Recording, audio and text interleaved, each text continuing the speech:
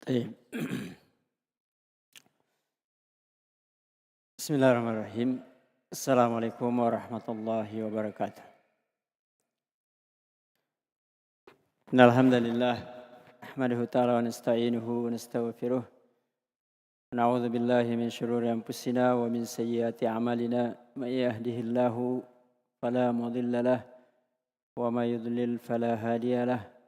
أشهد أن لا إله إلا الله وحده لا شريك له وأشهد أن نبينا محمدا صلى الله عليه وعلى آله وسلم. Alhamdulillah ikhwani fillah rahimani wa rahimakumullah. Kita lanjutkan saja ya. Kita sudah agak terlambat beberapa pekan halangan. Harusnya selesai kitab ini sebelum Ramadan. Ala kulli hal,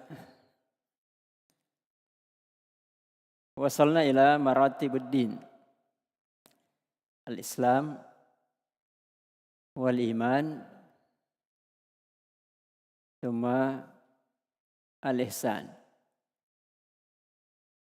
Kita sudah ambil Islam, kemudian iman, al-imanu billah wa malaikatihi.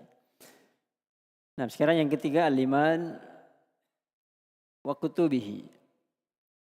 Beberapa poin saja. Al-iman bi kutubihi. Jadi ketika seorang muslim mengimani bahwa di antara rukun dari rukun keimanan yang menyebabkan dia masuk surga adalah beriman kepada kitab-kitab. Ketika terlintas atau kita dengar beriman kepada kitab-kitab, maksudnya kitab-kitab di sini adalah kitab-kitab yang Allah turunkan kepada para nabi dan rasulnya. Itu yang harus terlintas di benak. Kalau dikatakan beriman kepada kitab-kitab, artinya beriman kepada kitab yang Allah turunkan kepada para nabi dan rasulnya. Jadi tidak goyang keimanannya ketika orang berbicara misalnya kitab-kitab kuno, kitab-kitab peninggalan sejarah, kitab-kitab bahasa Sanskerta misalnya, atau kitab-kitab apapun yang kadang disinggung-singgung oleh manusia. Itu tidak ada lagi dalam benak seorang muslim yang beriman kepada Allah dan hari kemudian. Yang saya imani adalah kitab-kitab yang Allah turunkan kepada para nabi dan rasulnya. Jadi kalau bukan diturunkan kepada para nabi dan rasulnya, saya wajib untuk tidak mengimaninya.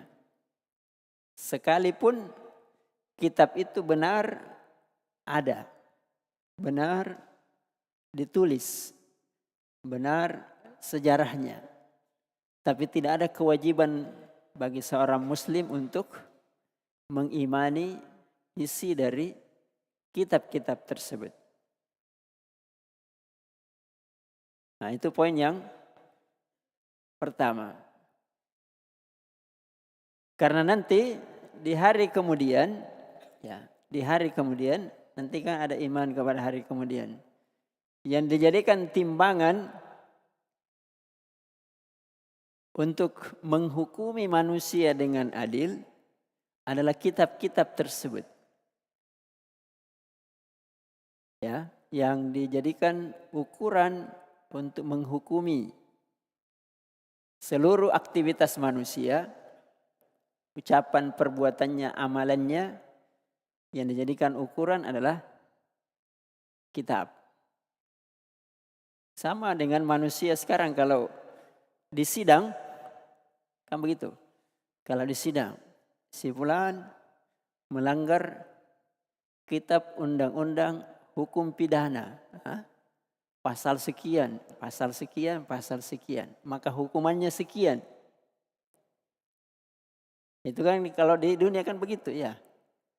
Maka nanti di akhirat kita sebagai seorang mukmin yang dipakai untuk menghukumi manusia dengan adil itu kitab-kitab yang Allah turunkan, bukan yang lain. Ya, makanya kitab ini yang Allah turunkan kepada para nabi dan rasulnya, disitulah letak kebahagiaan manusia di dunia, apalagi di akhirat. Itu wajib diimani. Karena dalam kitab itu ada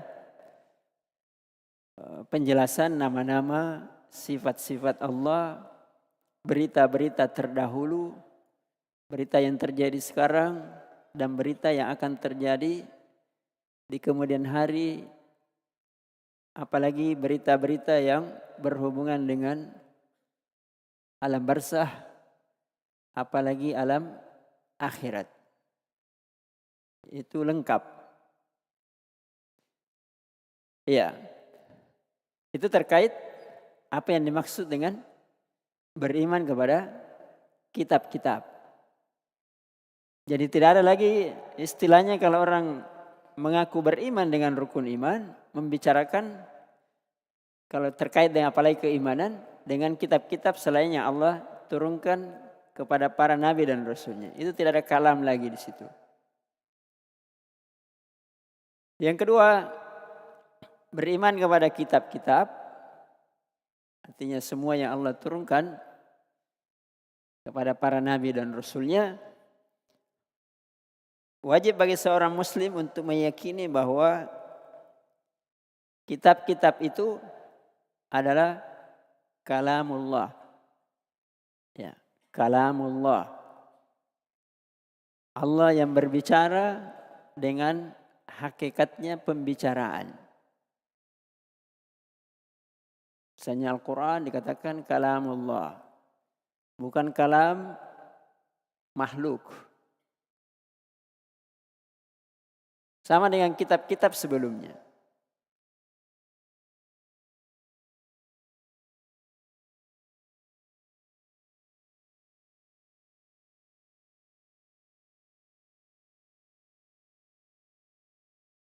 Bukan majaz, kiasan. Atau hanya sekedar huruf atau suara. Tapi semuanya itu adalah kalamullah. Yang kedua, bahwa kitab-kitab itu, atau yang ketiga, kita wajib meyakini nama-namanya. Yang mana yang wajib diyakini nama-namanya? Apa yang ditunjukkan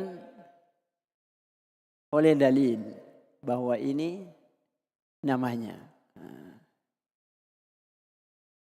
Kalau tidak ditunjukkan oleh dalil, maka kita tidak bisa meyakininya sebagai kitab-kitab yang Allah turunkan.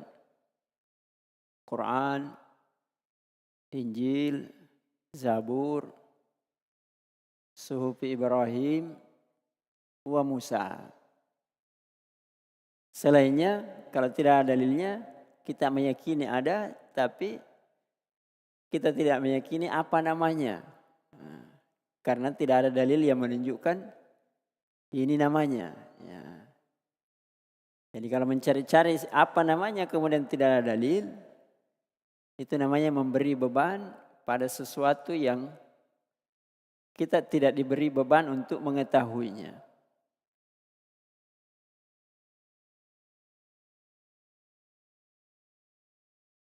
Nah, maka mengimaninya apa yang ditunjukkan oleh dalil.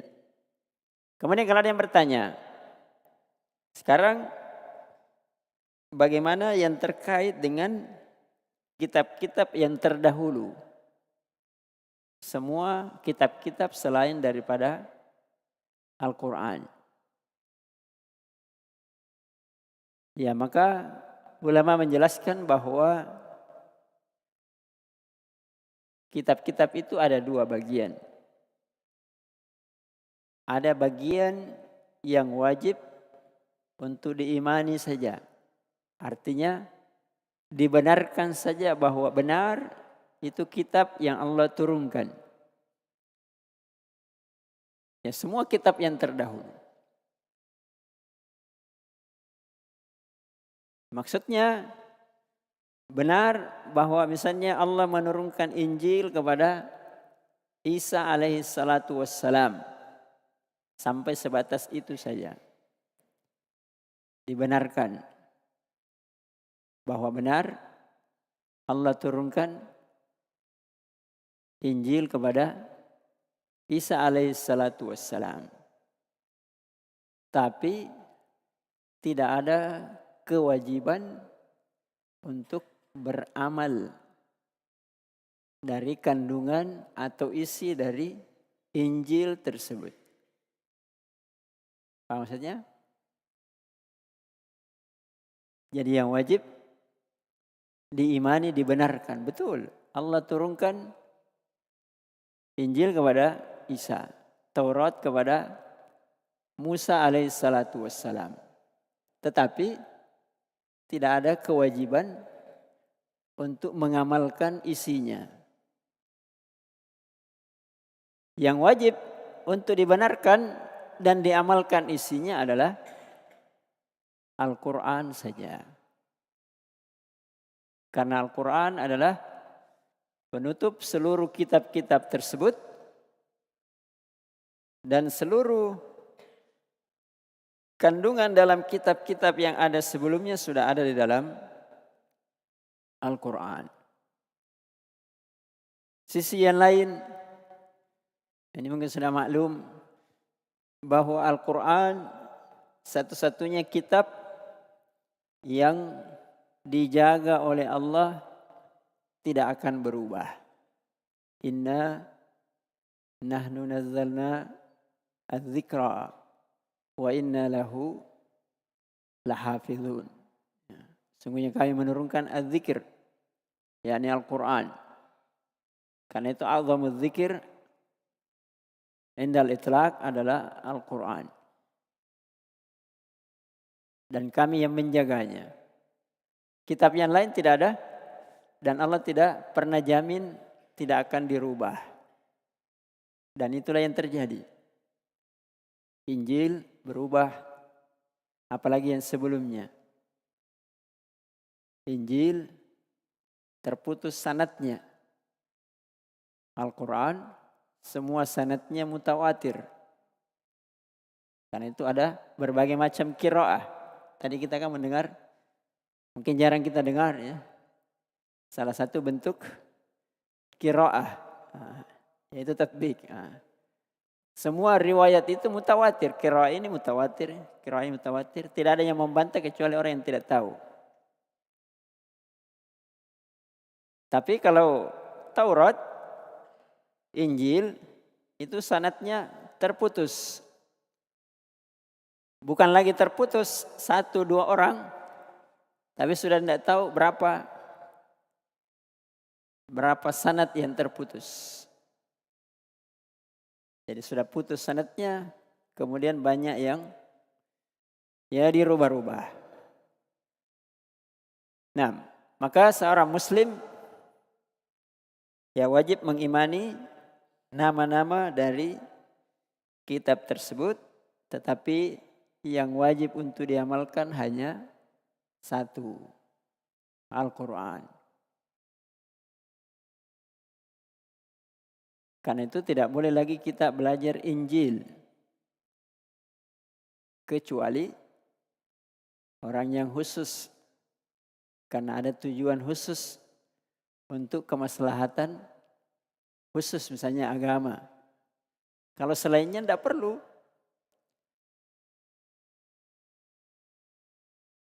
Keumuman kita kaum muslimin tidak perlu tahu apa kelemahannya, apa kelebihannya, apa isinya, tidak perlu. Karena sudah diwakili dengan Al-Quran dan lebih sempurna. Kecuali belajar firaq, adian. Tapi itu kan sedikit jumlahnya dan hanya orang-orang tertentu yang boleh untuk mempelajarinya. Tapi dipelajari pun hanya sekedar untuk diilmui saja. Oh begini, yang berubah ini dan seterusnya. Karena itu sebenarnya sesuatu yang keliru, karena ini banyak kejadian. Ketika sebagian orang Nasara jadi mu'allaf, apalagi kalau dia pendeta, kadang ceramahnya Injil bilang begini, Quran bilang begini, Injil bilang begini. Itu sebenarnya tidak perlu bagi keumuman kaum muslimin. Kenapa? Karena kita ini tidak butuh dengan Injil. Kecuali orang belajar. Supaya dia tahu. Tapi kalau hanya jamaah yang datang hanya maghrib saja. Tiba-tiba disebutkan kalau Injil Matius bilang begini. Apa baiknya itu dalam otaknya Matius. Apalagi. Yang bagus kalau di otaknya Ali Imran, Al-Baqarah ya cukup kan. Nah itu sebenarnya kekeliruan. Bukan tidak boleh tapi bukan tempatnya. Karena itu Umar saja ketika dilihat oleh Rasulullah SAW ada suhuf Musa di tangannya, marah Nabi. Karena apa yang dalam Al-Quran itu sudah cukup. Yang lebih celaka lagi kalau orang banyak tahu tentang Injil, tapi dia tidak tahu tentang Al-Quran.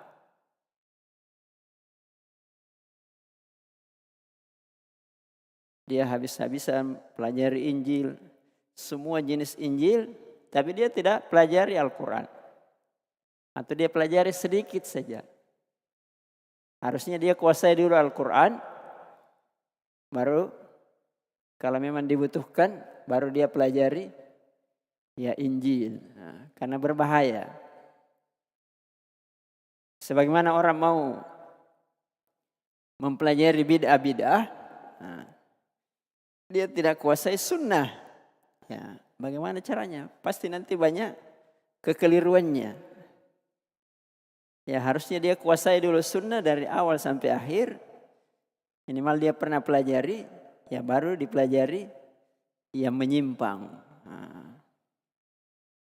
Ya, karena itu harusnya belajar usul salasa dahulu, belajar kitab tauhid, baru belajar kasyfus syubhat. Jangan belum belajar usul salasa, belajar kitab tauhid, langsung belajar kasyfus syubhat. Nanti lebih tinggal syubhatnya daripada tauhidnya. Nah. Ya kadang kan begitu sebagian orang ya. Kadang juga karena bahasa sekarang euforia, terlalu gembira dia mu'allaf. Sebagian juga kaum muslimin gembira menjadi saudaranya. Sehingga yang dibahas ya Injil. Nah, harusnya dia belajar dulu Al-Quran. Kalaupun disinggung Injil ya sekedarnya saja. Untuk menguatkan Al-Quran. Kemudian berikutnya ya. Supaya tidak terlalu panjang. Al-ibanu bir-rusul. Ini kan sebagainya kita sudah paham. Cuma ya diulangi saja. Yang pertama. Ar-rusul. Wajib diimani bahwa Rasul itu adalah manusia biasa. Rasul adalah manusia biasa. Qul innama ana basyarun mithlukum. Karena ini yang merusak keyakinan sebagian manusia. Karena jiwa manusia itu menyukai sesuatu yang luar biasa. Ya. Kadang tergantung hatinya kepada yang luar biasa. Apa saja?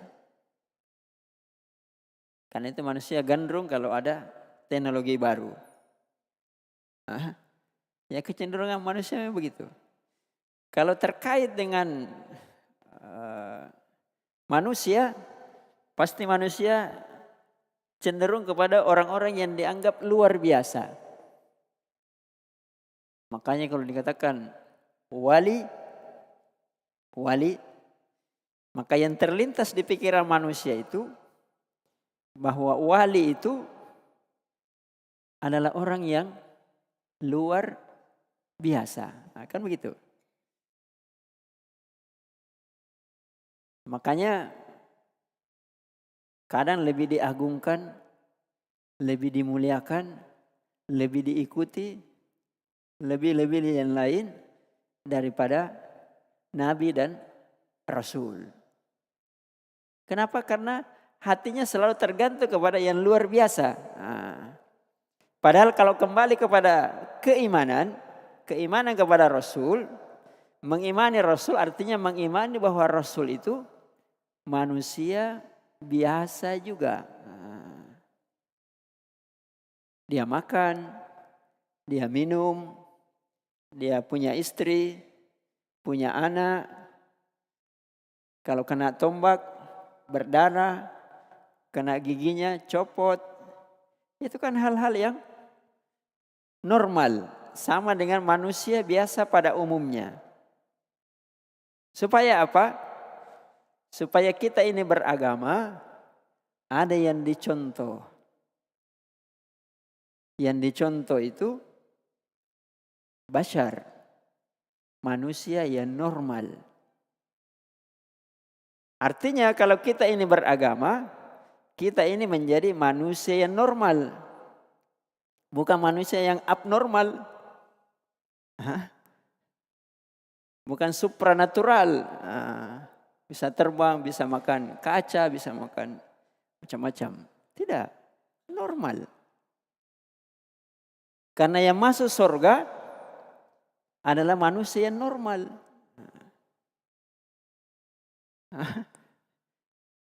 Yang masuk surga manusia yang normal.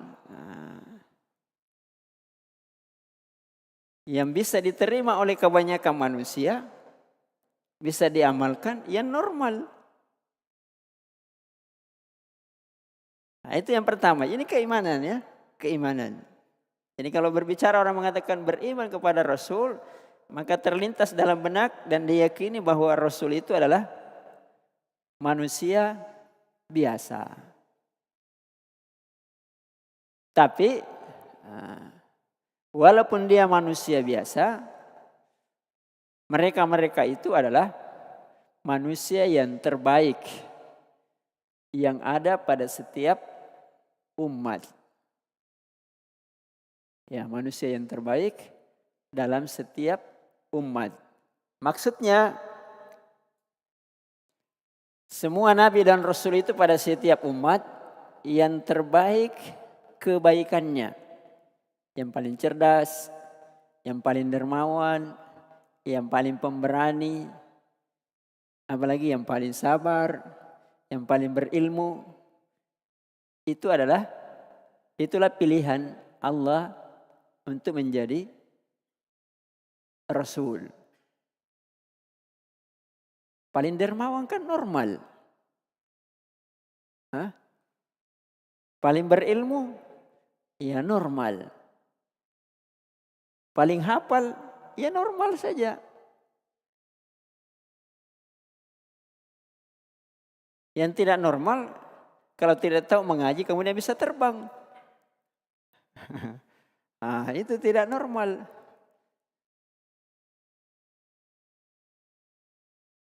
Supaya apa? Supaya manusia itu ada kecenderungan, dan itu rahasianya Allah, untuk selalu mau mengikuti yang terbaik. Tapi yang terbaik yang normal. Kalau di luar normal tidak bisa diikuti.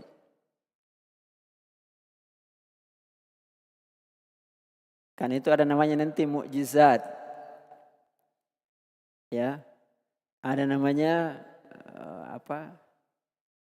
Kalau orang-orang yang diberi keluar biasaan, apa namanya? Ada karomah. Tapi itu terjadi bukan keinginannya orang yang normal itu. Tapi Allah yang beri. Makanya tidak bisa didapatkan dengan latihan. Ayo kita latihan. Supaya apa? Dapat karomah Anda. Dia hanya berbuat kebaikan. Kemudian Allah beri kelebihan, diberi karomah. Ya, Nabi orang yang terbaik untuk menguatkan bahwa memang dia yang terbaik, Allah berikan penguat, yaitu mukjizat. Ya, bukan latihan sulap, biar latihan bagaimanapun. Ya. Kemudian mereka berbeda dengan manusia yang lainnya karena yuha ilayya. Ya, qul innama ana basyarum mithlukum yuha ilayya. Kelebihannya mereka diberi wahyu.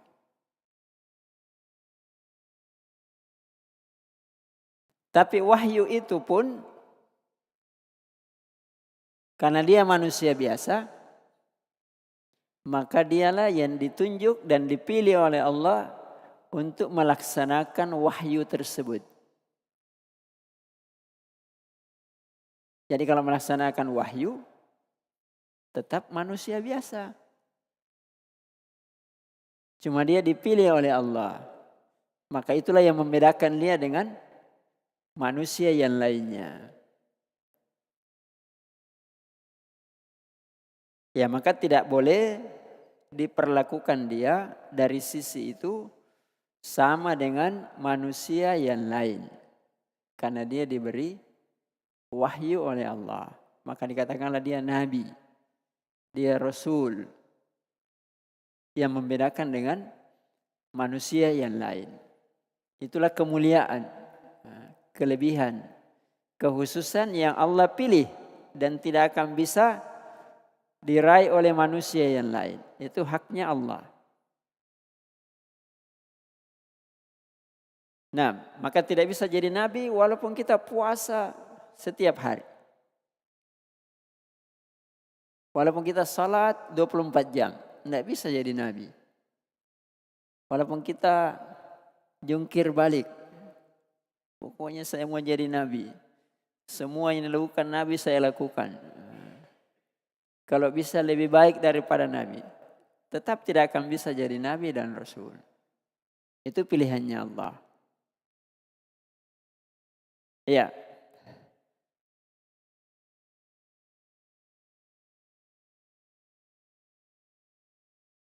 Dan Allah yang paling tahu siapa yang Allah pilih.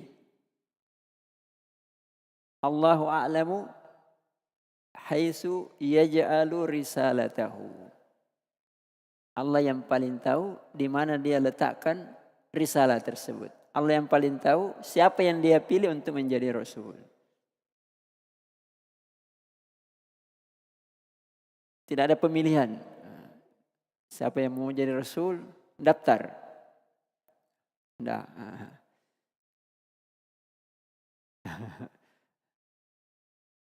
Karena itu misalnya Nabi kita SAW pilihan. Kabilahnya terbaik, keluarganya terbaik. Dipilih dari yang terbaik, yang terbaik, yang terbaik. Nah. Kemudian kita meyakini bahwa para nabi dan rasul itu jumlahnya sangat banyak. Tidak ada yang tahu kecuali Allah Subhanahu wa taala. Dan sebagaimana beriman kepada kitab-kitab, beriman kepada para malaikat, kita mengimani nama-namanya sesuai dengan dalil. Jadi kalau tidak ada dalilnya kita tidak boleh meyakini ini namanya ini. Ya, yang disebutkan dalam Al-Quran berapa orang? Ya, 25 orang.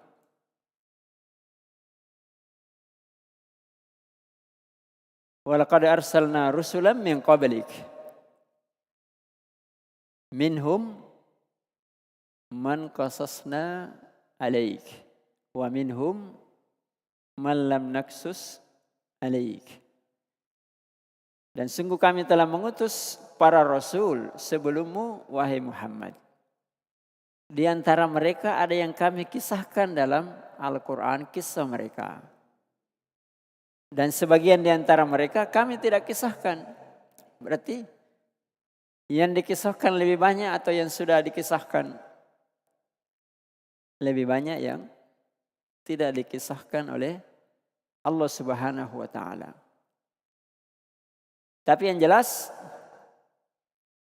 setiap umat sebelum Nabi kita sallallahu alaihi wasallam itu ada selalu nabi dan rasul. Wa in min ummatin illa khala fiha nadhir. Tidak ada satu umat pun kecuali ada pemberi peringatan padanya.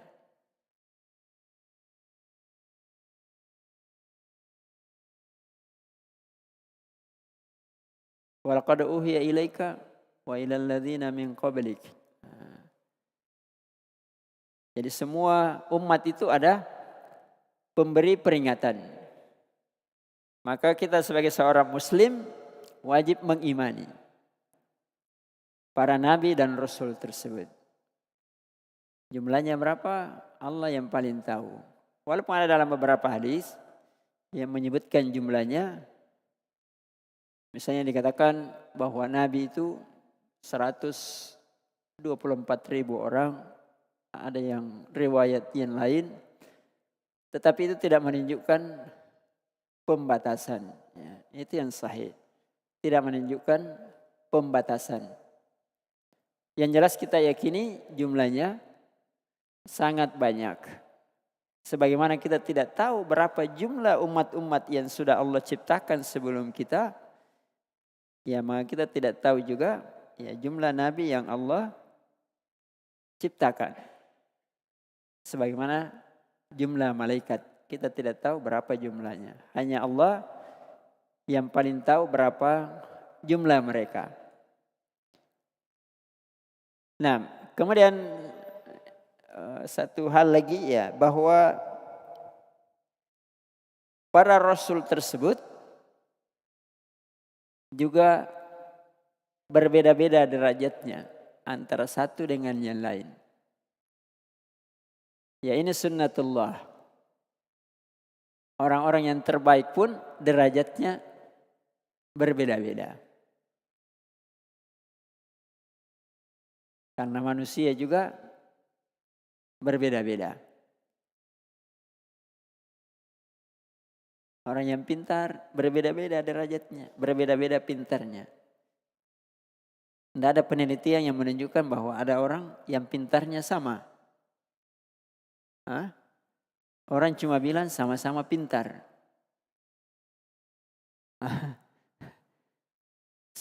Banyak orang hafal Quran, tapi beda-beda hafalnya, pasti beda. Ya pasti beda, tidak ada yang sama persis. Para ulama juga begitu. Semuanya ulama, tapi beda-beda derajatnya. Sebagaimana banyak orang kaya, tapi kekayaannya berbeda-beda. Bahkan banyak orang kembar. Sama tidak? Pasti ada bedanya ya. Padahal dia kembar. Ya makanya ada dikatakan ulul azmi minar rusul. Yang paling mulia di antara semua nabi dan rasul ada 5 orang. 5 orang itu pun beda-beda lagi. Siapa yang paling afdol? Ya tentu tidak ada keraguan Nabi kita sallallahu alaihi wasallam. Kemudian habis waktu. Tidak apa-apa, kita selesaikan sedikit. Kemudian Nabi Ibrahim, karena keduanya adalah Khalilullah. Yang ketiga siapa? Nabi Musa alaihi salatu wassalam. Yang keempat, mana yang lebih afdal, Nabi Isa atau Nabi Nuh? Nah, ini sedikit ada perbedaan pendapat di kalangan para ulama. Bahkan ada yang mengatakan ya berbeda tapi dianggap satu tingkatan. Halakulihal, itulah ulul azmi minar rusul. Sudah masih waktu. Ya, sebagai penutup, nanti pembahasan terakhir terkait dengan hari akhirat dan takdir. Itu agak panjang ya. Sebagai pelengkap dari apa yang kita sampaikan tadi, ini kan hanya poin saja ya. Bahwa mengimani kitab-kitab, mengimani apa tadi? Nabi dan Rasul, khususnya Rasul, karena setiap Rasul itu Nabi, tapi tidak setiap Nabi itu Rasul. Ini bergandengan, karena setiap Rasul datang membawa, menyampaikan agama yang dibawa, agama yang disampaikan adalah agama yang sesuai dengan kitab. Ya, sesuai dengan kitab. Jadi kalau Nabi Isa sesuai dengan Injil, Nabi Musa sesuai dengan Taurat. Demikian juga nabi-nabi atau rasul sebelumnya. Nabi kita sallallahu alaihi wasallam sesuai dengan Al-Qur'an. Nah, sekarang kalau kita urut sedikit, turun ke bawah, kita belajar kitab sekarang, kan bukan belajar Quran ya. Usul Salasah bukan Quran. Kitab Tauhid bukan Quran. Atau kitab apapun yang ditulis oleh para ulama, itu bukan Quran. Tetapi kitab yang ditulis oleh para ulama itu, itulah penjelasan untuk memahami Al-Quran. Kami berarti itu turunannya Al-Quran. Turunannya Al-Quran. Karena kita tidak bisa paham Al-Quran kalau hanya baca Quran saja. Makanya dikatakan membaca Al-Quran. Makanya Nabi SAW mengatakan khairukum apa? Man ta'allama al-Quran wa 'allamah. Bukan khairukum man qara al-Quran. Khairukum man talal Quran. Sebaik-baik kalian siapa yang membaca Quran, bukan. Tapi sebaik-baik kalian adalah yang mempelajari Al-Quran. Tapi tidak mungkin orang pelajari Al-Quran kalau dia tidak baca. Ya, makanya ayat yang pertama turun, ayat suruh membaca. Ya, karena itu pula sedikit lagi, kitab-kitab itu turunan Al-Quran, maka kita sebagai orang yang meyakini tariqatus salaf, tariqah ahlus sunnah wal jamaah, maka kita terkait dan terikat dengan pemahaman Al-Quran. Al-Quran diturunkan kepada Nabi. Nabi menyampaikan kepada sahabat. Sahabat kepada orang-orang yang sesudahnya. Begitu turun-temurun. Maka pembahasan mereka tidak akan ada yang keluar menyelisihi Al-Quran. Dan itu rahasianya Allah. Kenapa Allah mengatakan kami menurunkan az-zikra dan kami yang menjaganya. Karena itu tidak ada seorang pun secara turun-temurun zaman demi zaman ada yang menjelaskan Al-Quran kemudian salah, kecuali pasti ada yang menjelaskannya bahwa itu keliru. Ya, itu keliru. Itu penjagaan Allah kepada Al-Quran. Makanya dikatakan sunnah itu bagian dari Al-Quran, tidak bisa dipisahkan. Ya. Siapa yang berislam, sudah kita jelaskan dahulu, syahadatkan dua. Syahadat la ilaha illallah Muhammadar Rasulullah. Tidak bisa dipisahkan ya satu dengan yang lain. Bahkan Al-Quran itu tidak akan bisa dipahami tanpa memahami sunnah Rasulullah Sallallahu Alaihi Wasallam. Makanya lebih dikenal dengan nama Ahlus Sunnah, bukan lebih dikenal dengan nama Ahlul Quran. Karena Ahlul Quran belum tentu Ahlus Sunnah. Tapi kalau dia Ahlus Sunnah, pasti dia Ahlul Quran. Lihat orang-orang Khawarij, dia Ahlul Quran.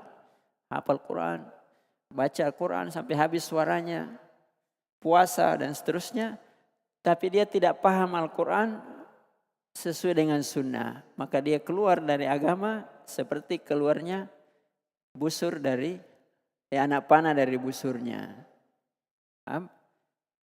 Ini memperjelas perlunya kita belajar dan selalu mengulang-ulang sunnah Rasulullah Sallallahu Alaihi Wasallam dalam segala hal. Ya. Kapan keluar dari situ, pasti ujungnya ya kesesatan, penyimpangan. Makanya ulama mengatakan sunnah safinatun najah.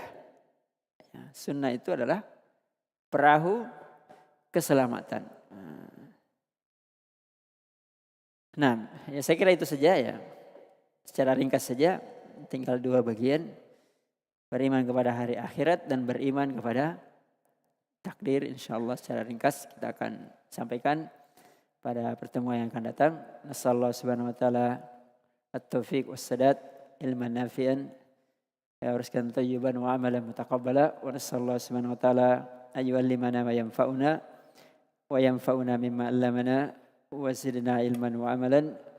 Wa nasallallahu subhanahu wa ta'ala ayyarzuqana jami'an al-ikhlas fil qawli wal amal. Innahu jawadun karim. Wa sallallahu wasallam ala nabiyyina Muhammad wa ala alihi wa ashabihi wa man tabi'ahum bi ihsan ila yaumiddin. Subhana rabbika rabbil izzati amma yasifun. Wassalamu ala mursalin wa akhiru da'wana alhamdulillahi rabbil alamin. Assalamualaikum warahmatullahi